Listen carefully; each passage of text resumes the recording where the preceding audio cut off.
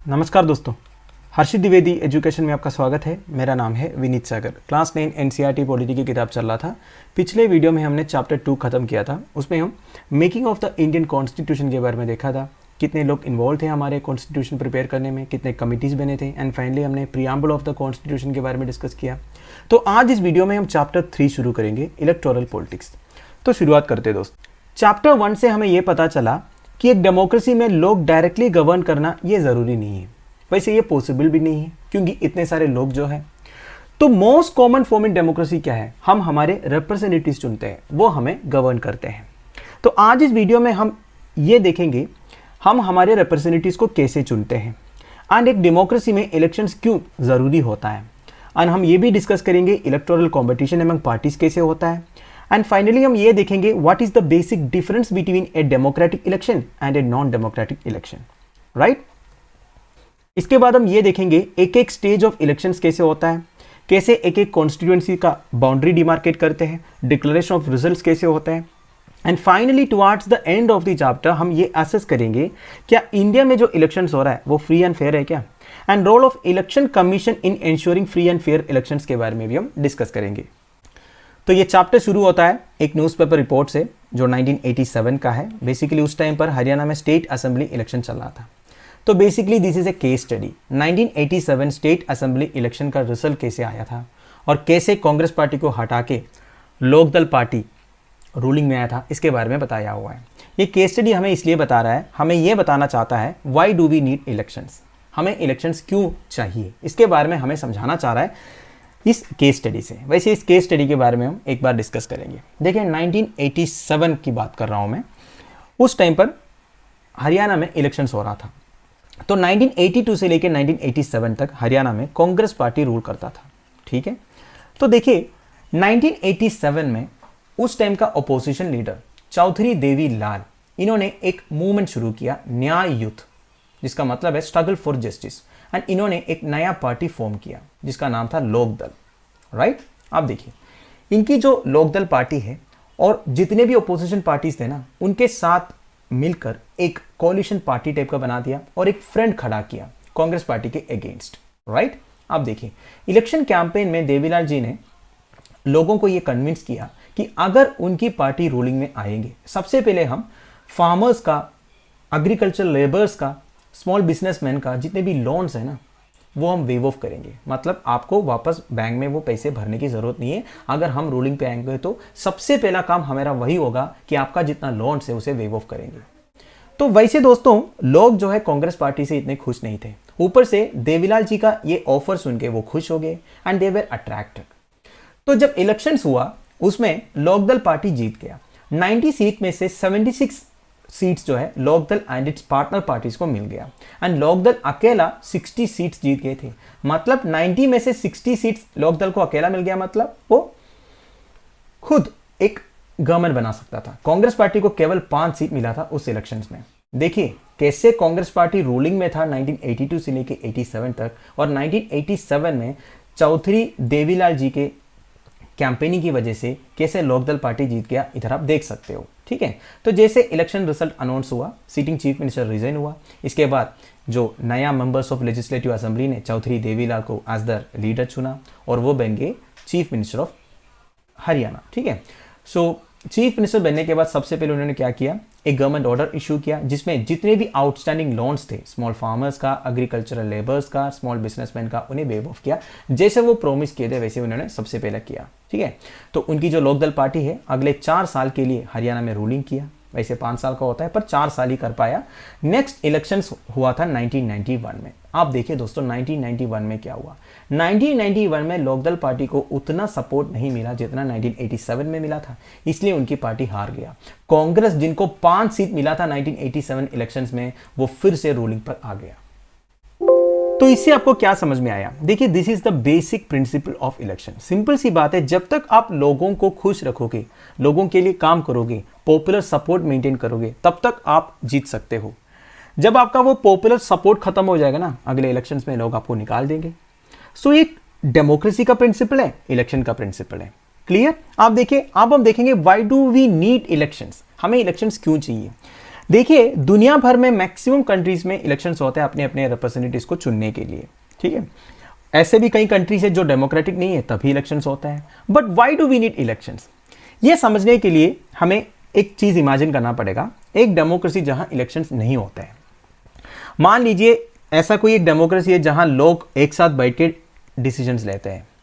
क्या ये पॉसिबल है क्या दोस्तों? छोटे मोटे कम्युनिटी में हो सकता है, जैसे कि हमारे पंचायत में जो ग्राम सभा वगैरह होता है उसमें तो ऐसे ही होते हैं, लोग बैठ के डिसीजंस लेते हैं।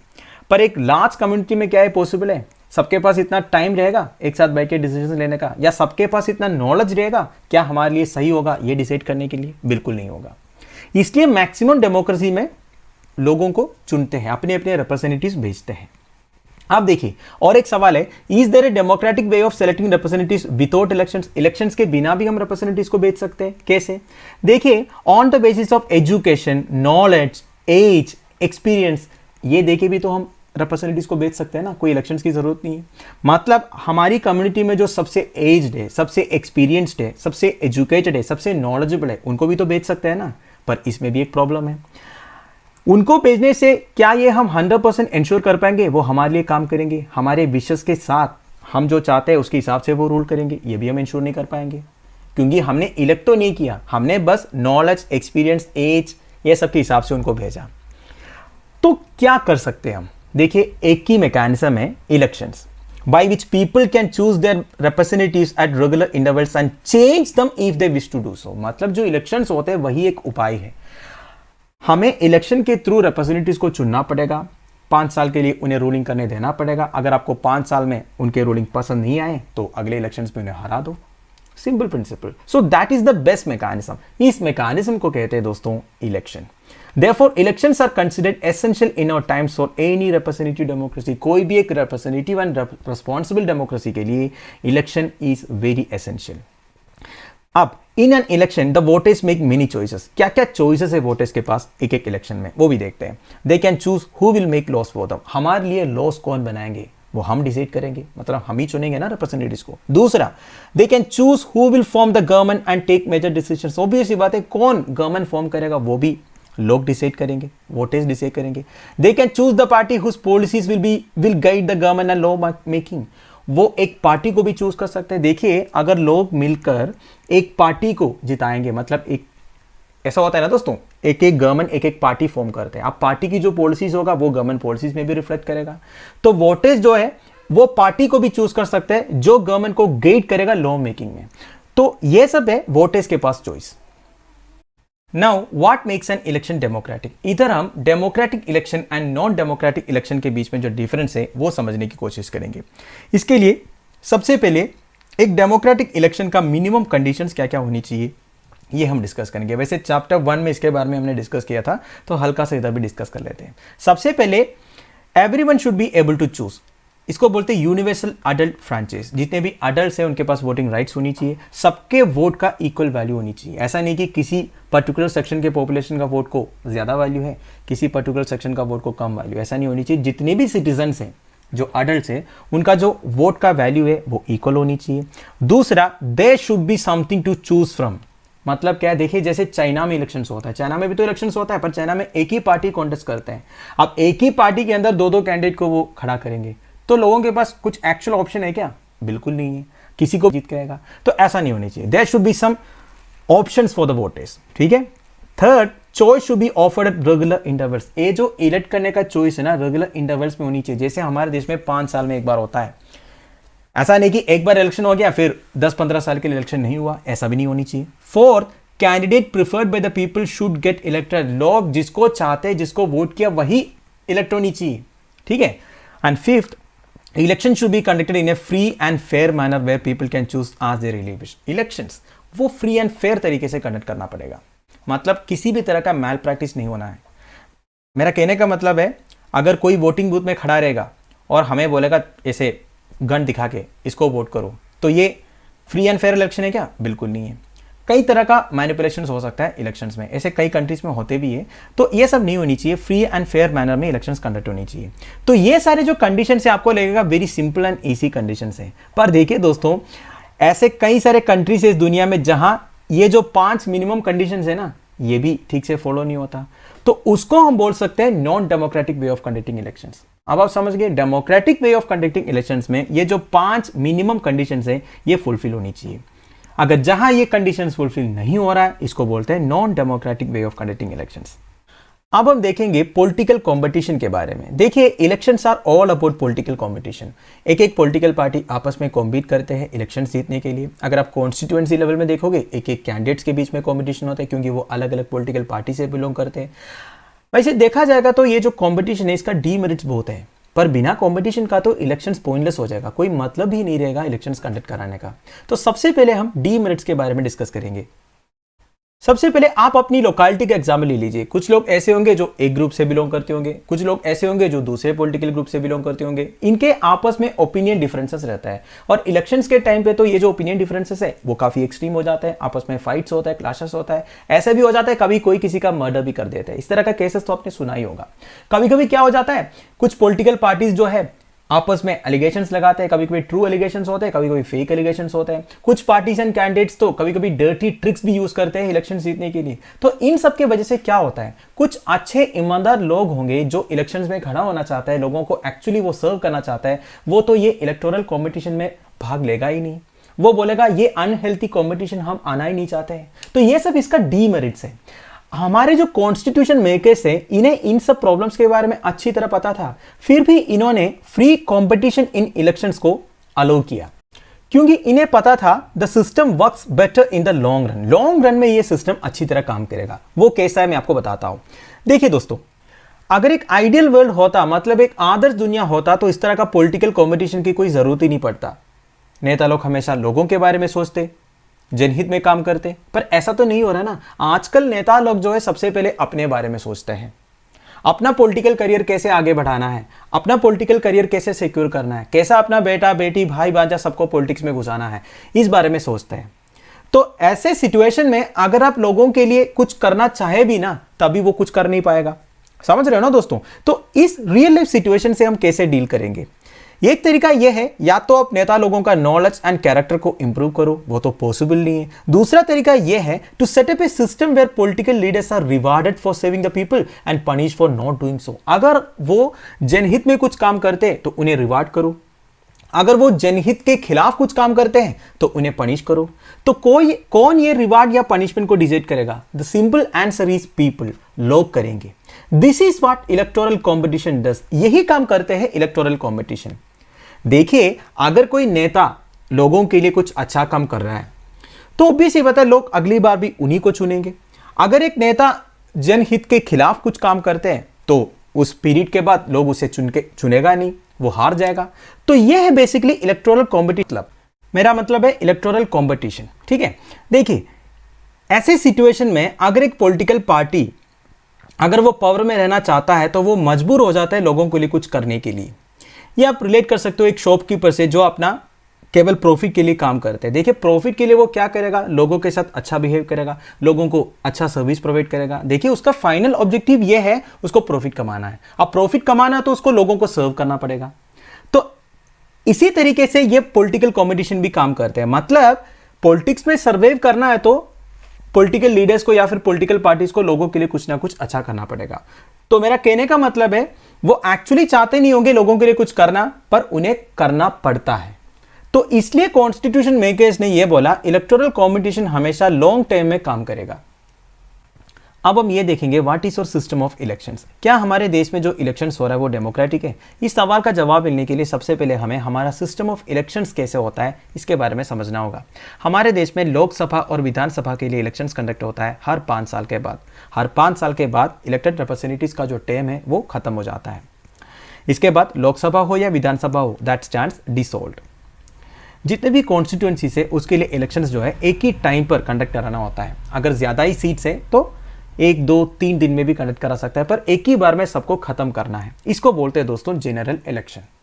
तो मैंने क्या बोला, जनरल इलेक्शन मतलब लोकसभा के लिए भी होता है और हर एक स्टेट का असेंबली के लिए भी होता है।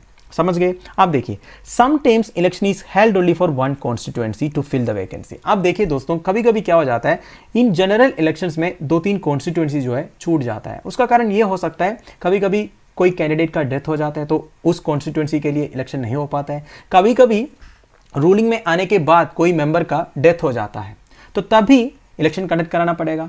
तो ऐसे जब इलेक्शन कंडक्ट कराते हैं ना जनरल इलेक्शन को छोड़ के, इसको बोलते हैं बाई इलेक्शन। तो इस चैप्टर में हम जनरल इलेक्शंस के बारे में इन डिटेल डिस्कस करेंगे। इलेक्टोरल कॉन्स्टिट्यूएंसीज, हमने सबसे पहले हरियाणा स्टेट असेंबली इलेक्शन के बारे में देखा था। हरियाणा में टोटल 90 एमएलएस थे, अगर आपको याद हो। तो क्या हरियाणा में जितने वोटर्स है वो 90 एमएलएस के लिए वोट किया? आपको पता ही होगा ऐसे नहीं हुआ था। हमारे देश में क्या है, एक area based system of representation maintain करते हैं। हमारे पूरे देश को अलग अलग कॉन्स्टिट्यूएंसी में डिवाइड किया है for the purpose of elections. In areas को बोलते हैं इलेक्टोरल कॉन्स्टिट्यूएंसीज। अगर आप लोकसभा की बात करें, पूरा इंडिया को 543 कॉन्स्टिट्यूएंसी में डिवाइड किया हुआ है। हर एक कॉन्स्टिट्यूएंसी का जो मेंबर है, इन्हें आप मेंबर ऑफ पार्लियामेंट या एमपी बोलते हो। आप देखिए, डेमोक्रेटिक इलेक्शन का एक फीचर होता है, हर एक वोट का वैल्यू एक होना चाहिए। ये मैंने आपको पहले ही बताया था। इसलिए हर एक कॉन्स्टिट्यूएंसी का जो पॉपुलेशन है वो रफली इक्वल मेंटेन करना होता है। इसका मतलब क्या है? देखिए दोस्तों, सिंपल भाषा में पार्लियामेंट में, लोकसभा में 543 मेंबर्स जाएगा और ये 543 मेंबर्स पूरा इंडिया से चुन के जाएगा। ये बात आपको पता है। अब देखिए, ऐसा तो नहीं हो सकता ना, एक मेंबर 2 लाख लोगों को रिप्रेजेंट करते हैं और दूसरे मेंबर 3 लाख लोगों को रिप्रेजेंट करते हैं। ऐसा तो बिल्कुल नहीं हो सकता। इसलिए पॉपुलेशन के हिसाब से कॉन्स्टिट्यूएंसी को डिमार्केट किया हुआ है। मतलब रफली 543 कॉन्स्टिट्यूएंसीज में जो पॉपुलेशन होगा ना वो लगभग सेम होगा। समझ गया? अब हम बात करते हैं स्टेट असेंबली कॉन्स्टिट्यूएंसीज का। देखिए, लोकसभा का मैंने बोला आपको पूरा इंडिया में 543 सीट्स है और हर एक स्टेट को भी अलग अलग कॉन्स्टिट्यूएंसीज में डिवाइड किया हुआ है। ये अलग है, लोकसभा कॉन्स्टिट्यूएंसीज मतलब बहुत बड़ा होता है क्योंकि पूरा इंडिया को 543 करके डिवाइड किया हुआ है। अब स्टेट की बात करें तो स्टेट को भी पॉपुलेशन के अलग अलग कॉन्स्टिट्यूएंसीज में डिवाइड किया हुआ है और एक एक कॉन्स्टिट्यूएंसी का मेंबर को हम मेंबर ऑफ लेजिस्लेटिव असेंबली या फिर सिंपली एमएलए बोलते हैं। अब देखिए, each parliamentary constituency has with in it several assembly constituencies. ये तो सिंपल लॉजिक है दोस्तों, ऑब्वियस सी बात है। एक पार्लियामेंट्री कॉन्स्टिट्यूएंसी में मतलब लोकसभा कॉन्स्टिट्यूएंसी के अंडर अलग अलग असेंबली कॉन्स्टिट्यूएंसीज आएगा। देखिए, एक एक स्टेट में अलग अलग छोटे छोटे कॉन्स्टिट्यूएंसीज हैं। अब पूरे देश में 543 कॉन्स्टिट्यूएंसीज हैं, तो भी सी बात है लोकसभा कॉन्स्टिट्यूएंसी जो होगा उसके अंदर कई सारे असेंबली कॉन्स्टिट्यूएंसीज आएंगे।